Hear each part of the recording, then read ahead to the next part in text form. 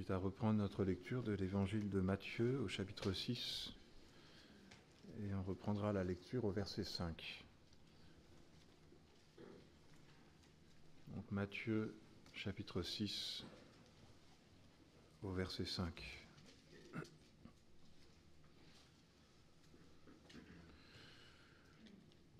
Lorsque vous priez, ne soyez pas comme les hypocrites, qui aiment à prier debout dans les synagogues et au coin des rues pour se montrer aux hommes. En vérité, je vous le dis, ils ont reçu leur récompense. Mais toi, quand tu pries, entre dans ta chambre, ferme ta porte et prie ton Père qui est dans le lieu secret. Et ton Père qui voit dans le secret te le rendra. En priant, ne multipliez pas de vaines paroles comme les païens, qui s'imaginent qu'à force de paroles, ils seront exaucés. Ne leur ressemblez pas, car votre Père sait de quoi vous avez besoin avant que vous le lui demandiez. Voici donc comment vous devez prier. Notre Père qui es aux cieux, que ton nom soit sanctifié, que ton règne vienne, que ta volonté soit faite sur la terre comme au ciel. Donne-nous aujourd'hui notre pain quotidien. Pardonne-nous nos offenses, comme nous pardonnons aussi à ceux qui nous ont offensés. Ne nous laisse pas entrer dans la tentation, mais délivre-nous du malin. Car c'est à toi qu'appartiennent dans tous les siècles le règne, la puissance et la gloire. Amen. Si vous pardonnez aux hommes leurs fautes, votre Père céleste vous pardonnera aussi. Mais si vous ne pardonnez pas aux hommes, votre Père ne vous pardonnera pas non plus vos fautes. Voilà, jusqu'ici. Donc on a déjà eu l'occasion de s'arrêter ces derniers dimanches sur cette question qui est soulevée ici et qui est celle de la prière et qui débouche sur cet enseignement de Jésus. Voici donc comment vous devez prier. On a vu la semaine dernière ce danger que Jésus souligne et qui est celui des vaines redites. Ne multipliez pas de vaines paroles comme les païens. Et il me semble qu'on a vu qu'au lieu des vaines redites, ce qui devait être notre recherche, notre demande, c'était une prière qui soit inspirée par l'Esprit. Nous ne savons pas ce qui convient de demander, mais l'Esprit vient à notre secours. Et d'une certaine manière, la prière est donc cette manière de se tenir devant Dieu jusqu'à ce qu'il nous communique sa pensée et l'orientation de notre prière. Alors maintenant, il faut rentrer dans cette fameuse prière qui est quelque chose forcément qui effraie un peu quand il faut la méditer. Et je voudrais commencer ce matin simplement par ces premiers mots, Notre Père qui est aux cieux. Je remarque d'ailleurs que dans tout ce passage, il est énormément question du mot Père, puisque déjà avant les exhortations de Jésus, quand tu pries, entre dans ta chambre, ferme ta porte et prie ton Père. Et ton Père qui voit dans le secret te le rendra. Un peu plus loin, ne leur ressemblez pas aux païens, car votre Père sait de quoi vous avez besoin. Et encore après la prière, si vous pardonnez aux hommes, votre Père céleste vous pardonnera. Mais si vous ne pardonnez pas, votre Père ne vous pardonnera pas non plus. Donc on voit bien que la prière inspirée pour un chrétien va le conduire à prier en disant notre Père, mais bien sûr, puisqu'il est inspiré, c'est parce que c'est ce qui est dans sa conscience, dans son cœur, c'est ce qui vibre, on peut dire, dans son cœur, et il est question, et on va lire des textes, mais de cet esprit qui rend témoignage à notre esprit que nous sommes enfants de Dieu. Et donc c'est sur cette notion de Père d'appartenance que j'aimerais qu'on médite ce matin. Et je voudrais peut-être pour commencer lire quelques passages, d'abord dans Jérémie, au chapitre 31, le prophète Jérémie.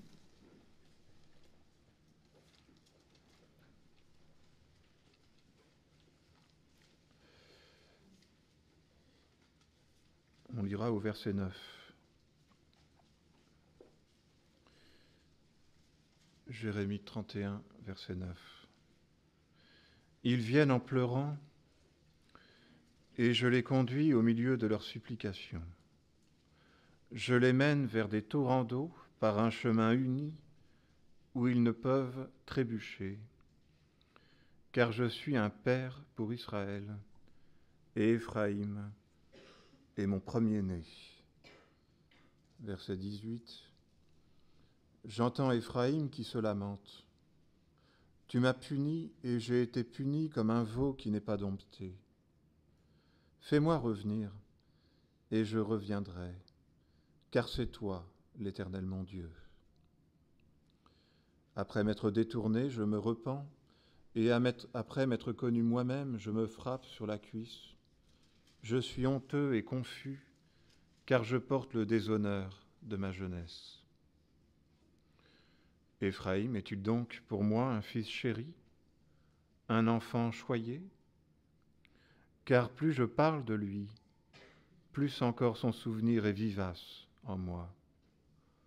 Aussi mes entrailles frémissent en sa faveur. J'aurai une profonde compassion pour lui, oracle de l'Éternel.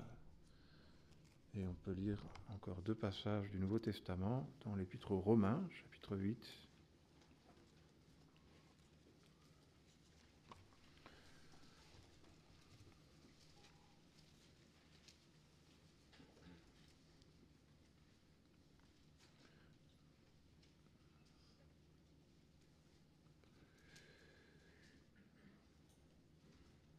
Alors on va lire au verset 23. Nous aussi qui avons les prémices de l'Esprit, nous aussi nous soupirons en attendant, nous soupirons en nous-mêmes, en attendant l'adoption, la rédemption de notre corps. Car c'est en espérance que nous avons été sauvés. Or l'espérance qu'on voit n'est plus espérance. Ce qu'on voit, peut-on l'espérer encore? Mais si nous espérons ce que nous ne voyons pas, nous l'attendons avec persévérance. Alors c'est un très beau texte, mais qui n'est pas celui que je voulais vous lire. Et ça se trouve au verset 15, excusez-moi, Romains 8, 15. Et vous n'avez pas reçu un esprit de servitude pour être encore dans la crainte, mais vous avez reçu un esprit d'adoption, par lequel nous crions « Abba, Père ». L'Esprit lui-même rend témoignage à notre esprit que nous sommes enfants de Dieu. Or, si nous sommes enfants de Dieu, nous sommes aussi héritiers, héritiers de Dieu et cohéritiers de Christ, si toutefois nous souffrons avec lui, afin d'être aussi glorifiés avec lui. Et donc un peu plus loin, dans l'Épître aux Galates, chapitre 4,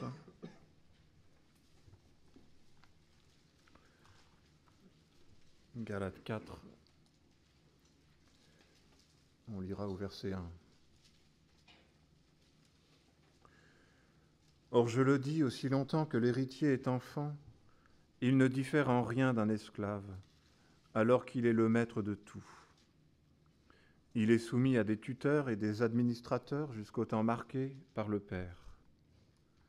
Nous aussi, lorsque nous étions enfants, nous étions asservis aux principes élémentaires du monde. Mais lorsque les temps furent accomplis, Dieu a envoyé son Fils, né d'une femme, né sous la loi, afin de racheter tous ceux qui étaient sous la loi, pour que nous recevions l'adoption. Et parce que vous êtes des fils, Dieu a envoyé dans nos cœurs l'Esprit de son Fils, qui crie « Abba, Père ». Ainsi tu n'es plus esclave, mais fils. Et si tu es fils, tu es aussi héritier, grâce à Dieu. Voilà, jusqu'ici. Donc le Seigneur Jésus enseigne les disciples, il nous enseigne à travers eux, et il nous invite, quand on prie, à s'adresser à Dieu en disant « Notre Père ». Dieu est notre Père parce qu'il nous a engendrés, c'est lui qui nous a créés, et à ce titre, il est le Père de tous les hommes. Mais bien sûr, la relation du Père va beaucoup plus loin que ça, puisqu'il y a une dimension qu'on pourrait dire spirituelle, et que ce qui caractérise le Père, c'est qu'il a une relation, disons, unique avec ses enfants. Ça, je pense que quand on a été parent, père, on se rend bien compte qu'il y a un lien qui est tissé et qui va bien sûr se manifester par l'amour. C'est sans doute la première caractéristique, en tout cas telle qu'elle nous est révélée dans la parole. J'aime, je veille, mais aussi j'ai la responsabilité d'amener mon fils ou ma fille jusqu'à l'âge adulte, où il quittera son père et sa mère pour s'attacher à sa femme. C'est le modèle biblique, donc tout un temps d'éducation, de veille, d'amour, je dirais d'amour inconditionnel, jusqu'à ce que l'enfant soit un adulte et puisse devenir lui-même un homme. Voilà. Dans la parole, on sait que le Seigneur s'est révélé donc à Dieu, et en particulier à Israël. Et c'est à ce titre qu'il est père de tous les hommes, mais il a fait porter un choix sur Israël, et on l'a lu, Israël, et je suis un père pour Israël. Voilà. Et Ephraïm est mon premier-né. Donc il y a une relation qui était particulière avec ce peuple, parce que Dieu l'avait choisi. Et voilà que va commencer donc la relation entre le Père et le Fils, entre Dieu et son peuple. Évidemment, le Père fait tout pour le bien de son Fils. Il lui donne un pays, il lui donne sa parole, il lui donne des recommandations. Il y a le meilleur. Voilà, vous savez, ça on l'entend parfois avec une forme de souffrance dans la bouche des parents. Pourtant, je lui avais tout donné. Voilà. Et on a tout fait pour ses enfants.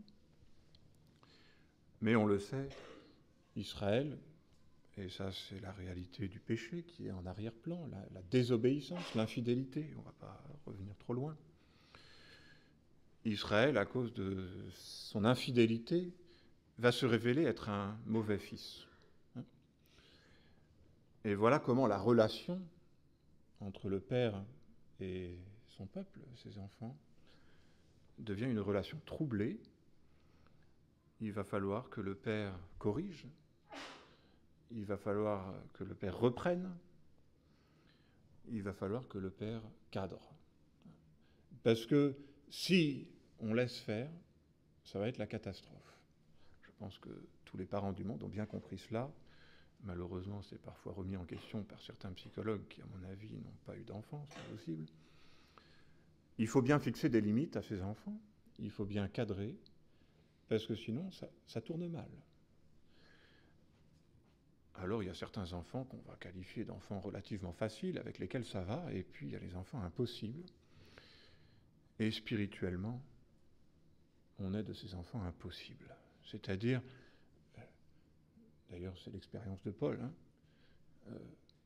je vois en moi une loi, quand je veux faire le bien, le mal est attaché à moi. Vous savez, c'est des fois le sentiment que vous avez dans la relation aux enfants, c'est pas qu'ils en ont pas envie, c'est pas qu'ils veulent pas obéir, alors des fois c'est qu'ils veulent pas obéir, mais des fois c'est juste qu'ils ont des ressorts à la place des pieds, qui courent dans tous les sens et que ça peut pas aller. Et donc, c'est même pas qu'ils ne voudraient pas obéir, c'est qu'ils n'y arrivent pas. Et spirituellement, tous les enfants de Dieu naissent comme ça, et l'histoire du peuple d'Israël est bien cette histoire, malgré tout, quand même dramatique, puisque c'est sans cesse des allers-retours, qu'Israël se révélera être toujours infidèle. Il sera châtié, même parfois châtié de manière extrêmement sévère, mais on se rend compte que même ces châtiments, en fait, ne suffisent pas à véritablement instruire le peuple. Et il y a toute cette espèce de débat, mais je dirais qu'on peut comprendre au niveau humain, mais qui est vrai, bien sûr, dans la relation à Dieu au niveau spirituel, qui est celui d'un père qui aime, mais qui, aimant, n'a pas d'autre choix que de punir. Et puis ce peuple qui est puni, qui parfois a une prise de conscience et qui va dire « mais fais-moi revenir, je reviendrai, j'obéirai maintenant », mais qui est incapable de tenir ses dispositions. Combien de fois Israël dira « mais je le jure, et je le tiendrai d'observer les ordonnances de Dieu », et il est incapable de le faire. Donc une relation père-fils profondément troublée, avec,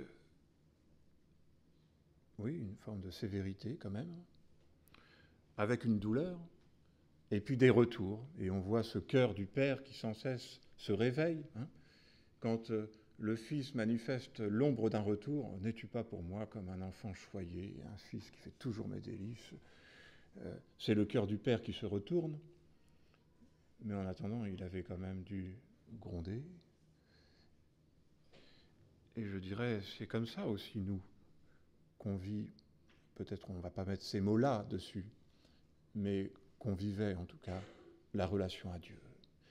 Des espèces d'allers-retours, le sentiment d'être aimé de Dieu, puis d'être rejeté, le sentiment de ne pas être digne, qui fait qu'on n'a pas envie de s'approcher, et puis qu'à force de ne pas s'approcher, on est en colère parce qu'on ne comprend pas l'attitude du Père, et voilà toutes ces révoltes. Je trouve qu'il y a parfois dans les cris de révolte des hommes contre Dieu la preuve qu'ils sont bien des fils, mais des fils blessés. Mais pourquoi faut-il sans cesse revenir au Père et faire référence à Dieu s'il n'existe pas? Le Père, vous savez, on peut bien décider qu'il a disparu parce qu'il nous a blessés, mais il est quand même le Père, il reste la référence. On se bataille autour, mais on y pense sans cesse. Et je pense que par rapport à Dieu, eh bien, il en est de même. C'est aussi pour cela que finalement la relation d'Israël, eh bien, va passer, la relation à Dieu, va passer par l'intermédiaire de la loi. C'est trop difficile, et on le voit quand le peuple est placé en présence de Dieu. Au mont Sinaï, au moment de la conclusion de l'Alliance, le peuple dira « mais je préfère pas le voir ». Il y avait une telle crainte, une telle peur de moi, qui ose s'approcher et qui engagerait son cœur. Et on va dire « mais c'est presque plus une relation d'un enfant à son père ». Il y a eu tellement de désobéissance et finalement de jugement qu'en fait cette relation est une relation triste. Personne n'ose s'approcher. Et c'est exactement, vous le remarquerez, le constat que Paul fait quand il dit « mais aussi longtemps que l'héritier est enfant, il ne diffère en rien d'un esclave ». Sans doute c'était la réflexion d'Israël parfois, et ça peut être celle qui est le cri de nos cœurs. À quoi ça sert de connaître Dieu? Ça ne m'apporte que de la tristesse et de la souffrance et de la peur. Cette conscience de Dieu fait de moi un esclave. Voilà. Et en fait, je suis esclave, la pratique de la loi. Alors on peut parler des Juifs, vous savez, mais quand même, les Juifs n'osaient pas s'approcher de Dieu. On sait toutes ces histoires, même de prononcer son nom leur faisait peur, et de l'écrire exigeait de se laver les mains juste après. C'est dire la distance qui s'était malgré tout installée entre Dieu et ses enfants. C'est triste. Et donc, je disais, on peut parler des Juifs, mais quelle est la relation? Et je pense que c'est quand même une des lumières qu'ont apporté les réformateurs dans la foi catholique, puisqu'il faut toujours des rites, puisqu'il faut passer par l'intermédiaire des saints. Quelle est donc la réalité de la relation que j'ai au Père? Alors, on va dans la liturgie dire notre Père, mais la réalité de ce qu'on vit est celle d'une fuite permanente et on préfère passer par Marie. Parce qu'elle, au moins, elle nous comprend. Voilà. Parce que là, au moins, elle est proche. Elle, au moins, elle ressent, c'est une mère, c'est une maman.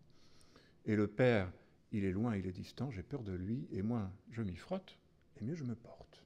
Voilà, quand même, dans le cœur des hommes, dans nos cœurs, même si je pense qu'on ne le formule pas, mais c'est quand même ça. Pourquoi, sinon, faut-il passer par d'autres? Mais je pense que ce n'est pas toujours, et heureusement.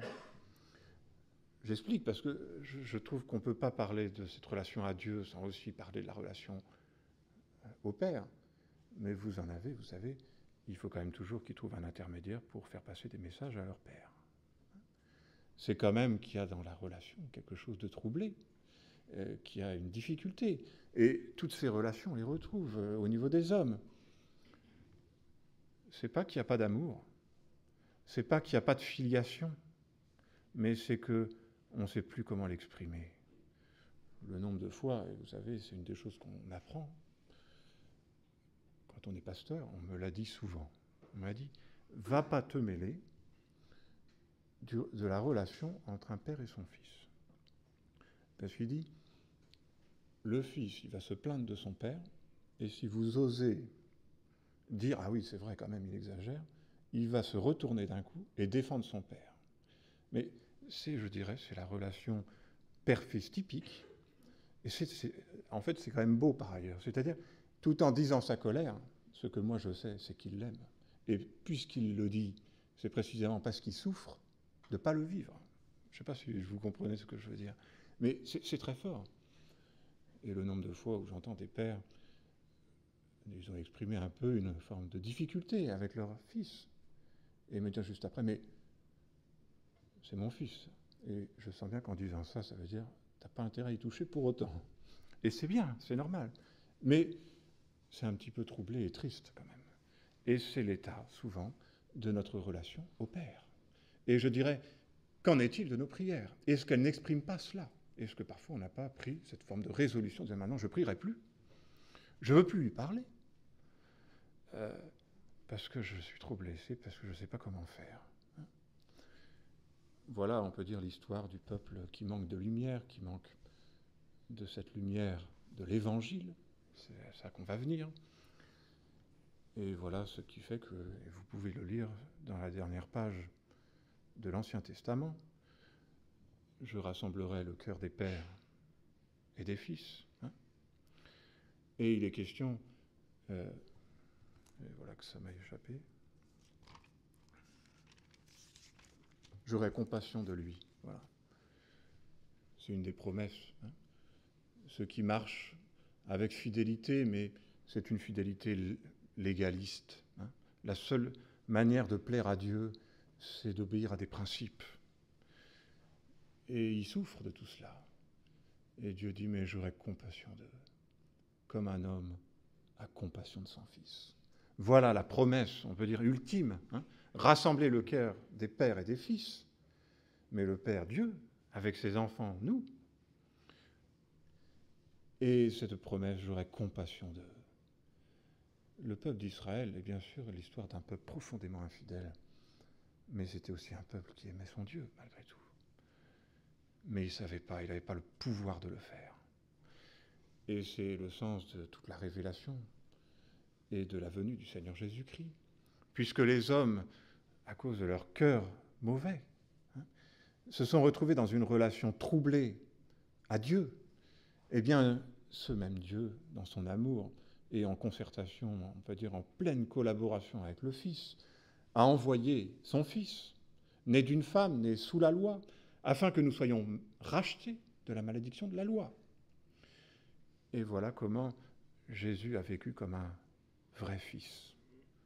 Dépendant du Père, tout en étant libre, il n'était pas dans un rapport d'esclavage, mais il y avait une véritable communion. On sait que là où est l'Esprit du Seigneur, là est la liberté, et que Jésus, qui demandait tout au Père, était pour autant parfaitement libre et prenait tous les choix, en liberté. Cet équilibre et cette relation qui était si troublée, eh bien, qui maintenant nous est enseignée dans la relation du Père et du Fils. Communion, échange, prise en compte, on ne va pas y revenir, mais ça vaut la peine de le méditer, de la place de chacun. Le Père est Père, le Fils est Fils. Chacun a une œuvre et chacun rend l'honneur à l'autre de l'œuvre qui lui est propre. Jésus est venu Fils de Dieu, comme un parfait Fils, sans trouble. Vous savez, le trouble fait souvent qu'on va se dire, en fait, c'est une relation impossible. Voilà. C'est une des choses qui je trouve, m'inquiète quand même dans l'actualité. C'est qu'on prend tous les exemples mauvais et qu'on en conclut que donc cette relation-là est impossible. Donc comme il y a des mauvais pères, le modèle du père n'a pas de valeur. Comme il y a des mauvais maris, ça ne sert à rien de se marier. On renverse tout à longueur de temps sans pouvoir se dire, mais peut-être que c'est vrai qu'il y a des mauvais modèles. Et c'est vrai qu'il y a eu des souffrances. Mais où donc est le modèle ? Et lequel, où se trouve ce que je vais pouvoir suivre ? Et il y a dans l'attitude du Fils sur la terre, dans sa relation au Père, quelque chose qui marque la dépendance, qui va très loin, jusqu'à un moment, un sentiment d'abandon. C'est toutes des choses qui sont très liées à la relation au Père. Mais on voit bien que le Père a justifié le Fils. On pourrait lire énormément de textes. Dieu l'a souverainement élevé et lui a donné un nom qui est au-dessus de tout nom. Voilà l'œuvre du Seigneur Jésus-Christ, Fils de Dieu. Et Jésus va être, par cette obéissance au Père, et pour le salut des hommes, conduit jusqu'à la mort sur la croix. Mais Dieu le ressuscite. Et quelles sont les premières paroles de Jésus quand il va rencontrer Marie, je pense ? Va vers mes frères et dis-leur que je monte vers mon Père et votre Père. Au fond, toute l'œuvre de Dieu, de Jésus-Christ, on peut dire, se résume dans ce rétablissement d'une relation qui était encore là, mais qui était devenue impossible. Je vais faire de vous mes frères, et je vais faire de Dieu votre Père. Je dirais, il faut avoir peut-être souffert d'une relation troublée pour mesurer la valeur d'une relation apaisée, où je peux, on peut dire, me soumettre au Père sans crever. C'est ça qui est difficile, vous savez. Des fois, on vous dit, il faut se soumettre, parce que Dieu est ton Père. Oui, il faut que tu obéisses à ton Père. Mais il y a des autorités qui sont des autorités mauvaises, et qui font que le Fils est quand même poussé à se débattre et à se démettre de cette autorité, parce que s'il s'y soumet, on peut dire, je grandirai jamais, je serai jamais un homme, il me maintient à l'état de gamin, c'est perdu. Mais le Seigneur nous enseigne un rapport à Dieu, et il nous donne de son esprit. Ça, c'est l'autre aspect qui est magnifique, puisqu'il dit, mais parce que vous êtes fils, nous avons été choisis en Jésus-Christ, on a été fait fils de Dieu, et parce qu'on est fils, Dieu a mis dans nos cœurs l'esprit de son Fils, qui dit « Abba, Père ». Voilà. Avant, j'étais esclave, aussi longtemps que l'héritier était enfant. Il ne diffère en rien d'un esclave. Vous savez, le judaïsme, c'était une forme de religion d'ombre, mais le catholicisme aussi, et l'islam aussi, Et toutes ces religions qui érigent des principes pour plaire à Dieu sont comme cela. On est des esclaves. C'est un rapport qui n'est pas un rapport de fils. Il a mis dans nos cœurs l'esprit de son Fils, qui dit « Abba, Père ». On peut dire que ce n'est pas un effort, ce n'est pas le fruit de la... c'est pas intellectuel. C'est cet esprit qui a été déposé dans nos cœurs, qui est l'esprit de Jésus-Christ, et qui, disons, maintenant renouvelle ce rapport. J'étais bien son fils, mais j'étais comme un esclave. Et maintenant, j'ai reçu l'esprit de son Fils. Et cet esprit, il dit « Abba, Père », c'est-à-dire affectueusement « Papa, Père ». C'est l'état de notre relation au Seigneur. Et c'est ce qui va faire dire à l'apôtre Jean, et avec émotion, mais voyez l'amour que Dieu, notre Père, a témoigné envers nous, pour que nous soyons appelés enfants de Dieu. Et nous le sommes. Il me semble parfois que c'est un des intérêts quand même de lire ou de rencontrer des gens qui sont sous l'esclavage des principes. Ils ne peuvent pas s'approcher du Père. Ils n'ont pas cette conscience-là. J'ai l'esprit du Fils, je suis son enfant. Et je peux donc le prier en lui disant « Mon Père ». Ici, il est dit « Notre Père », parce qu'évidemment, chacun quand même, tout en disant « Père », se rappelle qu'il est le Père de tous ses frères, qu'il est son Père en Jésus-Christ, et que c'est en Église qu'on est appelé à dire « Notre Père ». Et d'ailleurs, ton frère, pour lequel Christ est mort, c'est parce qu'il est mon Père que... C'est parce qu'il est mon Père que vous êtes mes frères.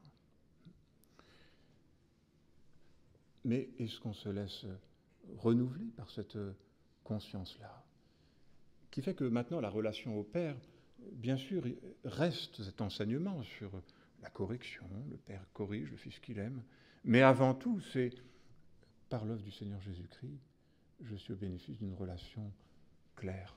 C'est le sens de l'invitation. Approchons-nous du trône de la grâce. Pourquoi je peux m'approcher maintenant? Parce que avant, de moi qui ose s'approcher, et maintenant, approchons-nous, afin de trouver grâce en vue d'un secours opportun.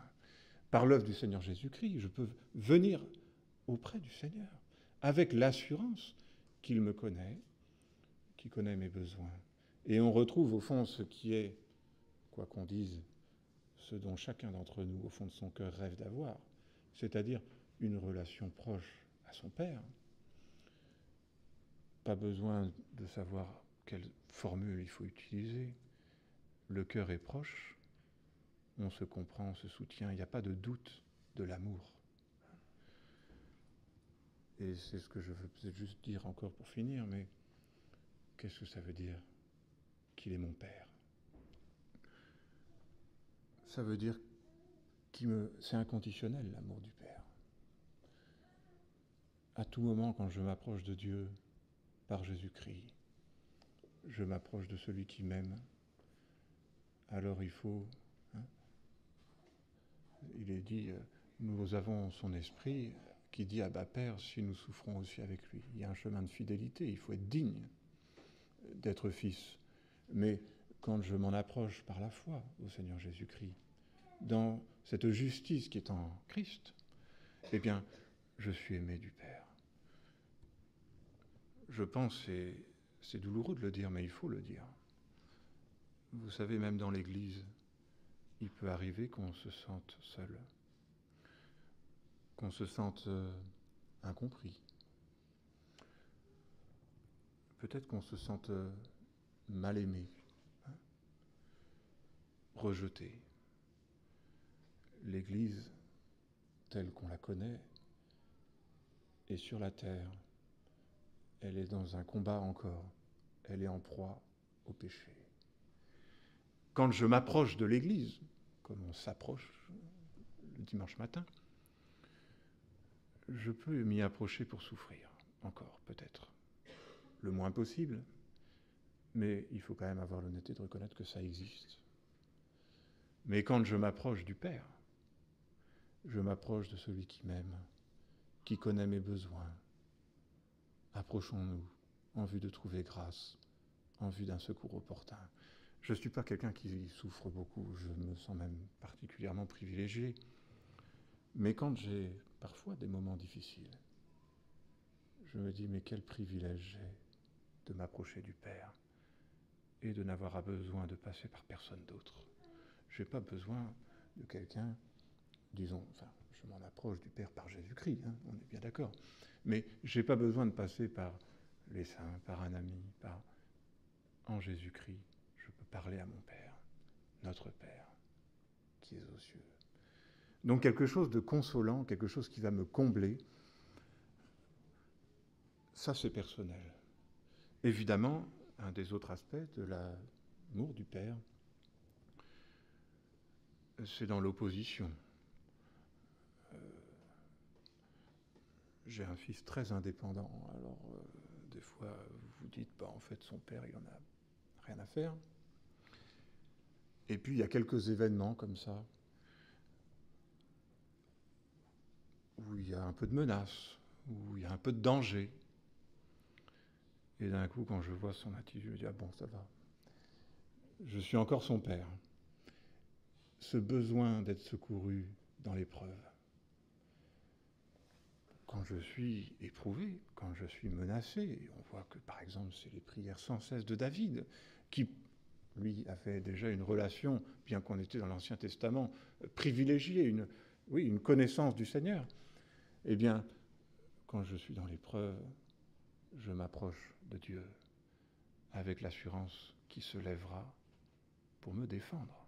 Vous verrez de nouveau la différence. J'aurai compassion d'eux comme un homme a compassion de son fils, et vous verrez de nouveau la différence. Il y a des fois dans le quotidien ce sentiment, mais je suis son fils, et puis si les gens ne le savaient pas, ils ne pourraient pas le savoir. Ça arrive, c'est la vie. Mais il est un jour, vous verrez la différence. Et par rapport au Seigneur, quand je m'approche du Père, je suis son enfant. C'est des petites choses toutes simples. Mais vous savez, vous vous retrouvez en proie au mépris parce que vous êtes chrétien. Il est dit, si nous persévérons, nous régnerons aussi avec lui. Et il est dit, celui qui confesse son nom, je le confesserai aussi devant mon Père. Il y a toute cette réalité. Alors c'est toujours lié, l'œuvre du Fils et du Père, mais cet amour dans la difficulté et cette assurance, et c'est pour ça qu'on est appelé à être heureux même dans l'affliction. Mais tout ça ne sera le fruit quand même que d'une vie de prière, où on revient dans la présence de Dieu, et où on entend de nouveau « Bien, bon et fidèle serviteur, j'ai fait de toi mon fils, entre dans ma joie. » Donc un cœur rempli de l'amour du Père, on peut dire une âme rassurée dans la difficulté parce que le Père veille. Et puis bien sûr, c'est le dernier, mais il y en aurait sans doute beaucoup d'autres. C'est la maison du Père. Puisque le Seigneur a une maison. Je m'en vais dans la maison de mon Père. Et je vais vous préparer une place. Et quand je reviendrai, je vous prendrai avec moi. Être enfant de Dieu, c'est être héritier et co-héritier de Christ. C'est-à-dire maison du Père, héritage. On a un héritage qui nous est réservé dans les cieux. Et on en a déjà les prémices, ici-bas. C'est les prémices de l'Esprit. C'est ce qui dit en nous, Abba Père. Et c'est pour ça que dans notre nature profonde, eh bien, on va toujours avoir tendance à redevenir ces enfants impossibles qui se retrouvent dans une relation troublée au Père. Mais en Jésus-Christ, et en considérant sa parole, en la méditant, eh bien, on va être ramené à cette conscience, mais je suis son enfant, il m'aime, il me prépare une place. Il est même question de toutes ces choses, vous savez, c'est pour ça, je pense, que ça se vit dans l'épreuve en particulier. Mais quand je manque, quand je donne, eh bien, ma récompense sera dans les cieux. Il y a cette promesse, le Seigneur va nous rétribuer. Alors quand on est dans la difficulté, et c'est le chemin de tous les serviteurs de Dieu, réapprenons à dire « Mon Père ». Notre Père qui est aux cieux. Qu'est-ce que ça veut dire que de s'adresser au Seigneur?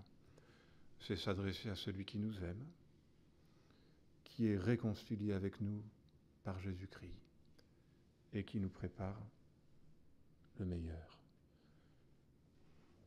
Il faut reconnaître que quand on parle à quelqu'un en ayant cette conscience, je pense qu'on va lui parler autrement que comme on parlerait à un chef, à quelqu'un qui fait peur, à quelqu'un qui est dur. On est avant tout appelé à recevoir cette vie du Fils qui va nous donner beaucoup d'amour pour le Père et qui va nous apaiser. Il y a beaucoup de révoltes qui sont liées au manque, mais elle a tout pleinement en Jésus-Christ. Et je suis frappé, il y aurait plein de choses encore à dire, mais quand vous lisez par exemple dans Romains 8, où il est bien question de cet esprit du Fils, d'ailleurs c'est juste après qu'il est question de cette prière, nous ne savons pas ce qu'il faut demander, et puis encore après il est dit, mais si Dieu est pour nous, qui sera contre nous? Lui qui n'a pas épargné son Fils, comment ne nous donnera-t-il pas tout par grâce? Qui accusera les élus? Il est celui qui justifie, bon, on ne va pas tout relire, mais dans toutes ces choses, nous sommes plus que vainqueurs par celui qui nous a aimés. Que donc, par cette méditation de la parole, on puisse s'approcher de Dieu comme d'un Père qui nous aime, sans trouble et sans inquiétude. Je vous invite à prier.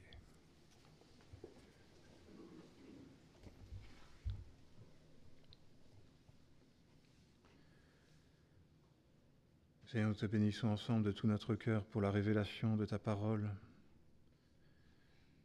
Et oui, nous pouvons bien reconnaître que nous aussi, notre relation au Père a bien souvent été troublée, et même parfois au point que nous ne voulions plus nous en approcher. Mais tu nous as donné ton Fils, le Seigneur Jésus-Christ, le Fils parfait, qui a donné sa vie pour nous et qui nous a donné de son esprit. Et nous voulons ensemble recevoir par la foi cet esprit d'adoption qui dit « Abba, Père ». Seigneur, nous renonçons à toutes nos idées faussées sur toi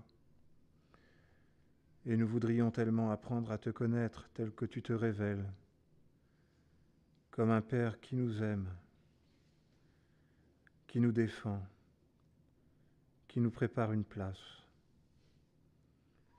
Seigneur, nous te demandons pardon pour tant d'ingratitude et de doute. Mais oui, maintenant que c'est ces choses qui nous sont révélées, nous voulons apprendre à t'appeler Père et à te prier comme notre Père. Tu connais alors mieux que nous nos besoins, et c'est à toi que nous voulons nous soumettre, puisque tu sais toutes choses, puisque tu nous connais mieux que nous-mêmes. Seigneur, s'il te plaît, apaise nos cœurs et accorde-nous cette joie de ressentir ton amour et ta présence dans nos cœurs par l'Esprit. Seigneur, nous ne voudrions pas nous taire et dire, comme a pu le dire l'apôtre Jean, quel amour le Père nous a donné pour que nous soyons enfants de Dieu. De cela, nous voulons te glorifier, te dire notre reconnaissance, et c'est pourquoi nous nous unissons tous ensemble pour te dire que nous t'aimons et que nous voulons te servir. Au nom de Jésus. Amen.